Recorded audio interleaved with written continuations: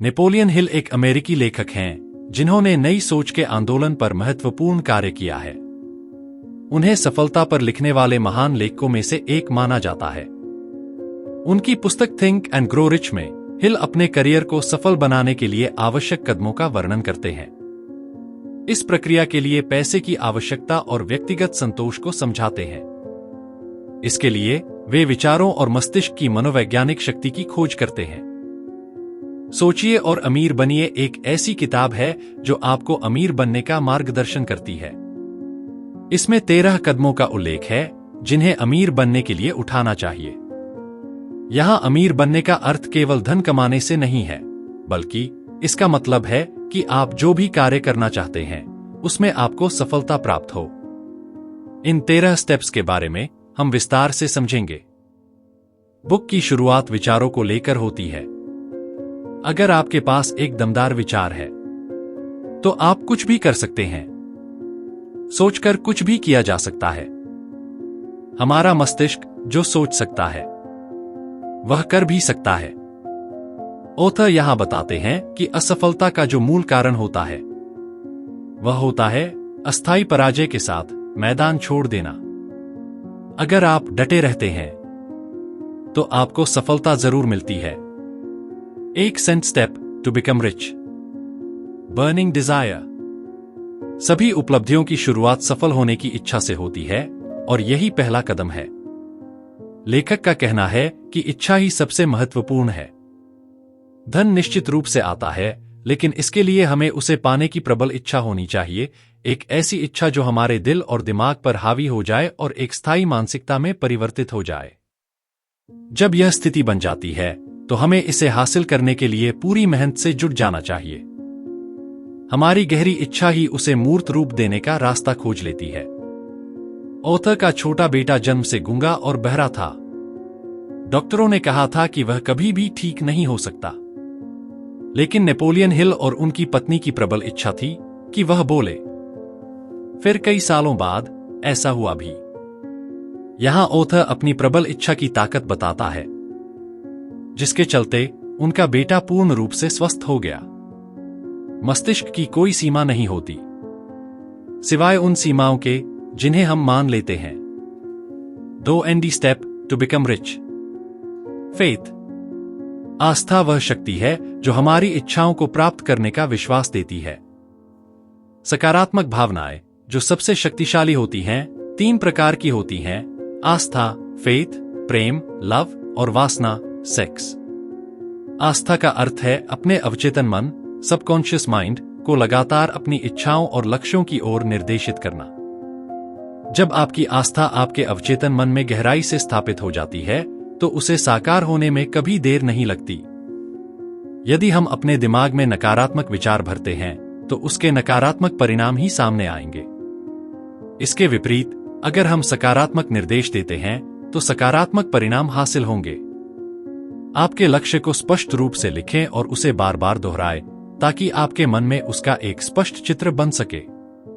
उदाहरण के लिए, यदि आप एक बंगला बनाना चाहते हैं तो उसके बारे में एक स्पष्ट तस्वीर आपके दिमाग में होनी चाहिए, जैसे कि आपका यह ड्रीम हाउस कैसा होगा और उसमें कौन कौन सी सुविधाएं होंगी। 3 आरडी step to become rich. Auto suggestion. आत्म सुझाव का मतलब है खुद के दिमाग को समझाना। आप जो भी लक्ष्य हासिल करना चाहते हैं उसे अपने सबकॉन्शियस माइंड यानी अवचेतन मन में कैसे डालें। इसके लिए यहां नेपोलियन हिल 3 सुझाव दे रहे हैं। पहला, अपने लक्ष्य को एक कागज पर लिखें। दूसरा, इसे 7 अलग अलग जगहों पर बैठकर दोहराएं। तीसरा, इस काम को सुबह और शाम दोनों समय पर करें। आपको यह भी ध्यान रखना है कि आप जो शब्द बोल रहे हैं वह भावपूर्ण होने चाहिए। बिना भावों के आपका अवचेतन मन उन बातों को कभी भी नहीं मानेगा। हर मुश्किल, हर असफलता, हर दुख में इसके बराबर या इससे भी बड़ा लाभ छुपा होता है। 4 step to become rich. Specialised knowledge. विशेषज्ञ ज्ञान या व्यक्तिगत अनुभव। आपने जो लक्ष्य चुना है उसे हासिल करने का नॉलेज आपके पास होना चाहिए। अगर हमें लक्ष्य को हासिल करने का ज्ञान या अनुभव नहीं है, तो इस कोरी कल्पना का कोई भी फायदा नहीं होता। अगर आप एक सॉफ्टवेयर डेवलपर बनना चाहते हैं, लेकिन आपको कंप्यूटर या प्रोग्रामिंग लैंग्वेज नहीं आती है, तो आप उसे नहीं कर पाएंगे। यदि आपके पास उस चीज की स्पेशलाइज्ड नॉलेज नहीं है, तो आप उस काम को नहीं कर पाएंगे। एक और रास्ता मास्टरमाइंड ग्रुप का है। आप अगर एक मास्टरमाइंड ग्रुप अपने पास रखते हैं, यानी कि ऐसे लोगों का ग्रुप जो उस काम का मास्टरमाइंड हो, तब आप उस टीम के सहारे कुछ भी काम कर सकते हैं। इसका सबसे बेस्ट एग्जाम्पल है हेनरी फोर्ड, जिन्होंने अपनी टीम के चलते $1 बिलियन की वर्ल्ड फेम कंपनी बनाई। 5th step to become rich. Imagination brain workshop. अगर इंसान किसी चीज की कल्पना कर सकता है, तो वह उसकी रचना भी कर सकता है। अगर एक आदमी कल्पना कर सकता है कि उसके पास लग्जरी गाड़ी हो, तो वह इसे बुक में बताया गए इन 13 स्टेप से हासिल भी कर सकता है। यहां पर ऑथर एक युवा के कल्पना शक्ति की बात बताते हैं, जिसने विश्व प्रसिद्ध ब्रांड कोका कोला का फॉर्मूला बनाया था। उसके पास यह कल्पना नहीं थी, यह सॉफ्ट ड्रिंक कभी इतना बड़ा ब्रांड हो सकता है। लेकिन जिस युवा को उसने यह फॉर्मूला बेचा, उस युवा के मन में था कि मैं इसे पूरी दुनिया में बेचूंगा। उसने यह कर भी दिखाया। 6th step to become rich. Organised planning. आप जो भी चीज हासिल करना चाहते हैं, उसकी आपको एक निश्चित योजना बनानी पड़ेगी। यह चीज मुझे कैसे मिलेगी? प्लानिंग बनाने के लिए ऑथर बताते हैं एक एक्सपर्ट टीम की जो योजना बना सके। ऑथर यहां एक सजेशन यह भी देते हैं, अगर आपकी यह योजना असफल हो जाए, तो आप डरे नहीं। लक्ष्य को निर्धारित करते हुए अपनी प्लानिंग चेंज करें और आगे बढ़े। 7th step to become rich. The ability of decision making. निर्णय लेने की क्षमता का विकास करना, यानी कि टालमटोल करने की आदत पर विजय पाना। यह गुण हेनरी फोर्ड के सबसे उत्कृष्ट गुणों में से एक था। वह निर्णय को तत्काल रूप से लेते थे, उस पर अडिग रहते थे। ऑथर कहते हैं कि राय दुनिया की सबसे सस्ती वस्तु होती है, इसलिए अपने निर्णय खुद ले। जो लोग निर्णय लेने की ताकत रखते हैं, उन्हें पता होता है कि वह क्या करना चाहते हैं। अनिर्णय की क्षमता कुछ लोगों में बचपन से ही शुरू हो जाती है, जिसे निर्णय लेने की क्षमता में बदलना जरूरी है। निर्णय लेने में आत्मविश्वास जरूरी होता है, जो बहुत कम लोगों में दिखाई पड़ता है। 8th step to become rich. The power of devotion. सोचिए और अमीर बनिए। द पावर ऑफ डिवोशन यानी लगन की शक्ति। लगन, डिवोशन के पीछे कोई बड़ा अर्थ नहीं छिपा हुआ है, लेकिन यह गुण इंसान के लिए उतना ही महत्वपूर्ण है जितना कि स्टील बनाने के लिए कार्बन। आज अगर हम आधुनिक युग में टेक्नोलॉजी और इंडस्ट्री में सफल हुए लोगों पर नजर डालें, तो हम देखेंगे कि उन सभी व्यक्तियों में एक कमान क्वालिटी होती है। उन सभी को अपने काम में लगन होती है। नेपोलियन हिल बताते हैं कि लगन को कैसे विकसित किया जाए। इसके लिए आप 4 रास्ते अपना सकते हैं। पहला, निश्चित लक्ष्य, फिक्स्ड गोल। दूसरी, निश्चित योजना, अ गुड प्लानिंग। तीसरा, एक सकारात्मक दिमाग, पॉजिटिव माइंड। चौथा, एक या अधिक लोगों के साथ गठबंधन, वेरी डिटरमाइंड ग्रुप, जो हमेशा आपको प्रोत्साहित करें। यहां लेखक का मतलब है mastermind group. 9th step to become rich. Improve self power. स्वयं की शक्ति को बढ़ाना। स्वयं की शक्ति को कैसे बढ़ाया जाए, इस बारे में ऑथर कहते हैं, अगर आपके पास पावर है, तो आप सब कुछ हासिल कर सकते हैं। बिना पावर के आप कितनी भी प्रभावशाली योजनाएं क्यों न बना लें, उसमें आप सफल नहीं हो सकते। अमीर बनने के लिए पावर का होना बहुत जरूरी है। अब बात आती है कि ब्रेन पावर को कई गुना कैसे किया जाए। How to increase your brain power. यहां नेपोलियन हिल एग्जाम्पल देते हैं बैटरीज का। अगर एक बैटरी की जगह कई बैटरी का समूह बनाकर पावर जनरेट की जाए तो बहुत ज्यादा पावर प्राप्त होगी। यानी जब एक से अधिक दिमाग एक साथ काम करेंगे तो आपकी शक्ति में अपने आप इजाफा होगा। यहां पर ऑथर टीम वर्क बात करते हैं। 10th step to become rich. Sex transmutation.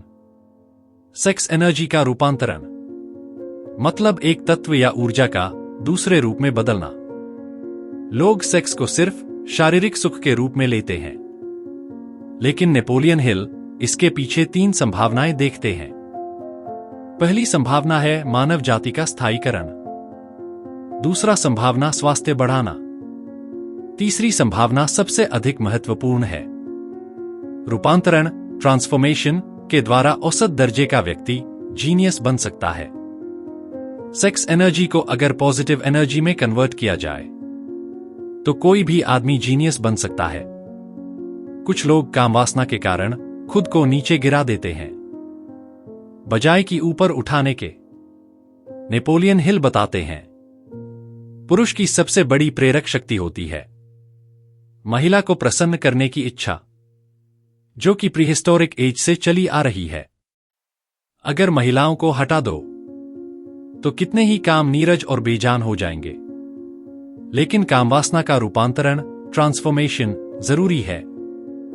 यदि इसी एनर्जी को दूसरे रचनात्मक कार्यों क्रिएटिव वर्क में लगाया जाए तो यह बड़े से बड़े असंभव कामों को भी संभव कर सकती है।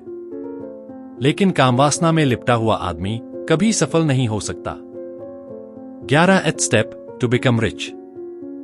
Control of subconscious mind. अवचेतन मन पर नियंत्रण करना। अवचेतन मस्तिष्क वह क्षेत्र है जिसमें चेतन मस्तिष्क के द्वारा 5 इंद्रियों के माध्यम से जो बातें पहुंचाई जाती हैं उन सभी का रिकॉर्ड दर्ज होता है। यह विचार और छवियों को ग्रहण करता है, चाहे वह जैसी भी हो। अगर हम अपने अवचेतन मन तक सकारात्मक विचार पहुंचाएंगे तो वह सकारात्मक पॉजिटिव बैकअप रखेगा। वही अगर नकारात्मक विचार नेगेटिव थॉट्स पहुंचाएंगे तो नकारात्मक बैकअप रखेगा। नेपोलियन हिल के द्वारा कुछ सकारात्मक भाव का उल्लेख किया जा रहा है, जो है इच्छा डिजायर, आस्था फेथ, प्रेम लव, वासना सेक्स, उत्साह इंथ्यूजियाज्म, रोमांस और आशा होप, जो नकारात्मक भाव की श्रेणी में आते हैं, जिनको हमें हमेशा अपने माइंड से दूर रखना है। वह है डर, फियर, ईर्ष्या, जेलसी, घृणा, हेट्रेड, लालच, ग्रीड, क्रोध, एंगर, प्रतिशोध, रिवेंज, अंधविश्वास, blind faith. 12th step to become rich. A fresh brain. हम सभी का मस्तिष्क 2 तरीके से काम करता है। हमारे मस्तिष्क में 2 तरीके के सिस्टम होते हैं। एक होता है ब्रॉडकास्टिंग सिस्टम, दूसरा होता है रिसीविंग सिस्टम। मस्तिष्क की शक्ति अमूर्त होती है। इतिहास गवाह है, दुनिया में जितनी भी महानतम शक्तियां हैं वह सब अमूर्त ही होती हैं। आप हमेशा अपने दिमाग को अपडेट रखें, अपने दिमाग को हमेशा फ्रेश रखें। आपका ब्रॉडकास्टिंग और रिसीविंग दोनों सिस्टम एकदम सही काम करने चाहिए। 13th step to become rich. The use of sixth sense. छठी इंद्री सिक्स्थ सेंस का उपयोग। नेपोलियन हिल एक महत्वपूर्ण बात का उल्लेख करते हैं, सफलता की सीढ़ी पर ऊपर कभी भीड़ नहीं होती। आप इस 13वें सिद्धांत का सही इस्तेमाल तभी कर पाएंगे जब आप अन्य 12 सिद्धांतों को पूरी तरह अपनाएंगे। विज्ञान आज तक यह नहीं समझ पाया है कि छठी इंद्री वास्तव में क्या है। यह वह रचनात्मकता और कल्पनाशीलता है जिसके माध्यम से विचार और योजनाएं आपके मन में आते हैं। इस क्षमता का उपयोग दुनिया में बहुत कम लोग जानते हैं।